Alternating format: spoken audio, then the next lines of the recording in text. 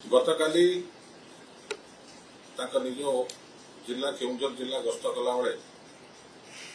ଓଡ଼ିଶାର ନବନିର୍ବାଚିତ ଭାରତୀୟ ଜନତା ପାର୍ଟି ସରକାର ମୁଖ୍ୟମନ୍ତ୍ରୀ ଶ୍ରୀଯୁକ୍ତ ମୋହନ ମାଝୀ ମହୋଦୟ ଯେଉଁ ଉକ୍ତି ରଖିଛନ୍ତି ଗଣମାଧ୍ୟମରେ ବା ସଭାରେ ଉଦ୍ବୋଧନ ଦେଲାବେଳେ ଯେଉଁ କଥା ସବୁ କଥା କହିଛନ୍ତି ଅତ୍ୟନ୍ତ ଦୁର୍ଭାଗ୍ୟପୂର୍ଣ୍ଣ ଏବଂ ଯେଉଁ ଖାସ କରି ଯେଉଁ ଟିପ୍ପଣୀ ଦେଇଛନ୍ତି कि खଣି दुर्नीति होता क्या छड़ा नहीं एवं से विरोध दल थिला बेले सरकारी दल तरफ जचा होता मंत्री पद अन्य प्रलोभन देखा जो कथा से कहते अत्यंत दुर्भाग्यपूर्ण माननीय मुख्यमंत्री जाना दरकार कि से विरोध दल ना ओडिशा राज्यर माननीय मुख्यमंत्री से एवं से उक्ति देवा पूर्व से चिंता करिया उचित कि किसी नहले भी पद मर्यादा को से बंचा रखा हूँ कर्तव्य जो भाव से उक्ति रखुंट आदौ ग्रहणीय नुह विजु जनता दल तरफ आम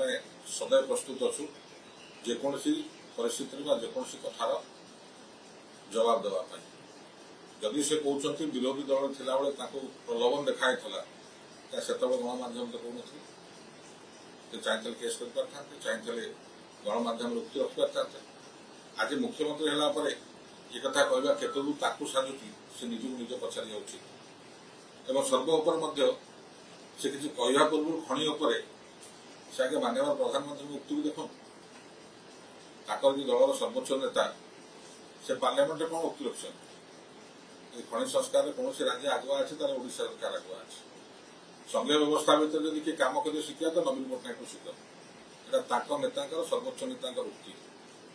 तेणु ये उक्ति बोधे माननीय मुख्यमंत्री मोहन बाबू बोधे भूलीगले